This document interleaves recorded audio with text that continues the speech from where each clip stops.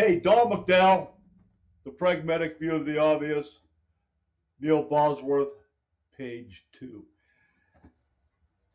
Did you get the memo? I got it yesterday, and it came from Secretary of the Interior David Bernhardt, and it's entitled, in case you missed it, we'll post this up on the website, and there's some really interesting information in here.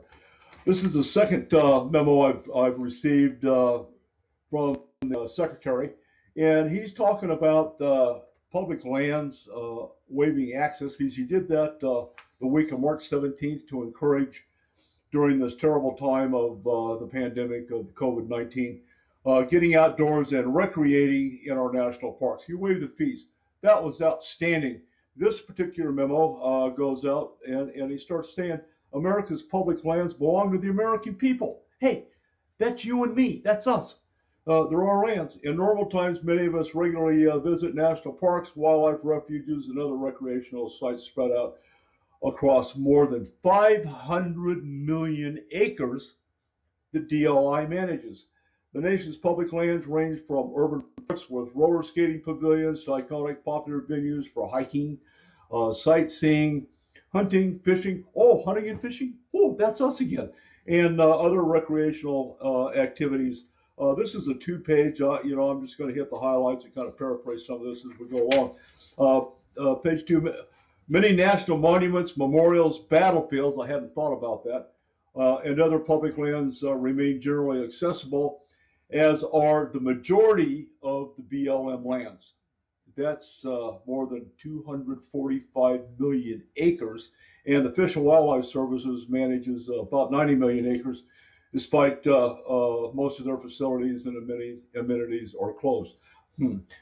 Having read this, I wonder why Neil Bosworth, the Tonto National Forest Supervisor, shut down the Tonto National Forest. Why'd you do that, Neil? I don't get it. You didn't get the memo? So it goes on to say to be able to continue to maintain the accessibility of public lands is a responsibility of all of us. Pay attention now.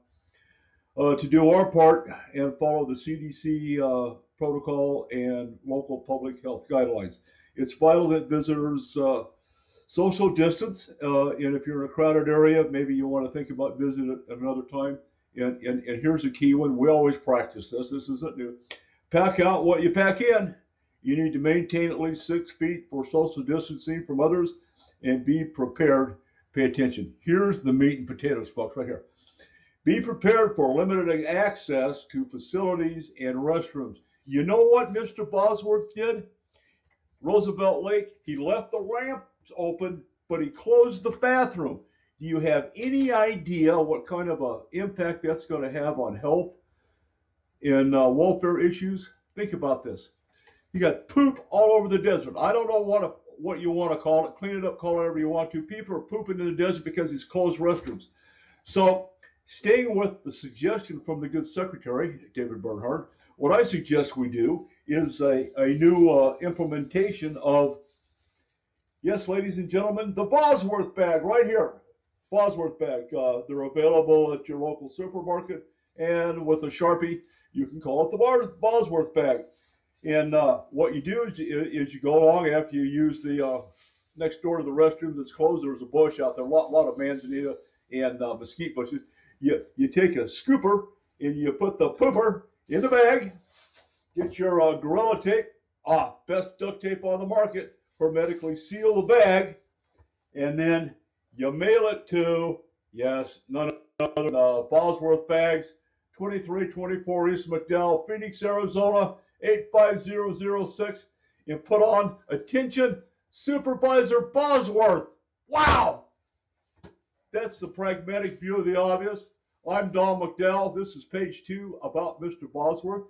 You can catch us on Fox Sports 910, Sunday morning 7 to 9 on Don McDowell Outdoors.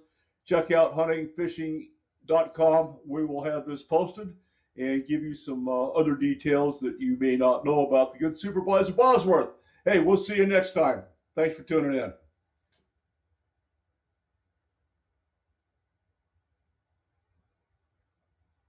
Okay, you there?